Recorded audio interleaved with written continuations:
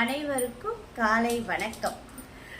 நாங்கள் இப்போ தான் வீட்டில் எல்லாரும் உடம்பெல்லாம் தேறி ஒரு அளவுக்கு வெளியே இன்னைக்கு தான் ஒரு பதிவை போடலாம் அப்படின்னு வந்தேன். எல்லாரும் எப்படி இருக்கீங்க?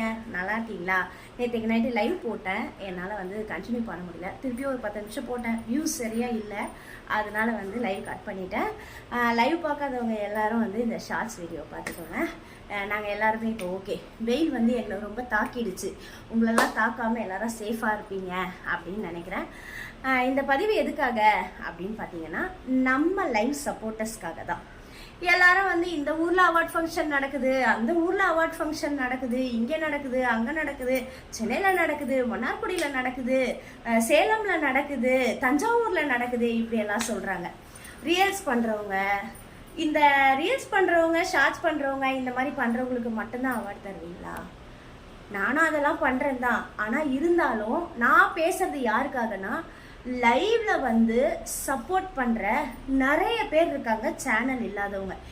ஏன் ஒவ்வொரு அவார்ட் ஃபங்க்ஷன் நடத்துறவங்களும் லைவ் சப்போர்ட்டர்னு சொல்லிட்டு ஏன் ஒரு அவார்டை தரமாட்டீங்க சொல்லுங்களேன். அந்த மாதிரி லைவ் சப்போர்ட் பண்றவங்க நிறைய ஊர்ல இருந்து நிறைய பேர் இருக்காங்க, நிறைய நல்ல நல்ல பர்சன்ஸ் இருக்காங்க. நான் பொதுப்படையா பேசணும்னு நினைக்கிறேன்.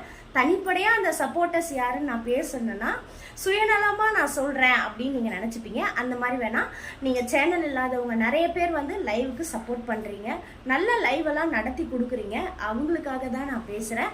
ஃபங்க்ஷன் நடத்துறவங்க, அவார்ட் ஃபங்க்ஷன் நடத்துறவங்க நெக்ஸ்ட் யாராவது இந்த மாதிரி லைவ் சப்போர்ட்டர் அவார்டு அப்படி ஒரு பர்சன், நல்ல பர்சன் செலக்ட் பண்ணி அவங்களுக்கு கொடுப்பீங்க அப்படின்னு சொல்லிட்டு நான் நினைக்கிறேன். கண்டிப்பாக கொடுங்க. இந்த பதிவு லைவ் சப்போர்ட்டருக்காக. நன்றி, வணக்கம்.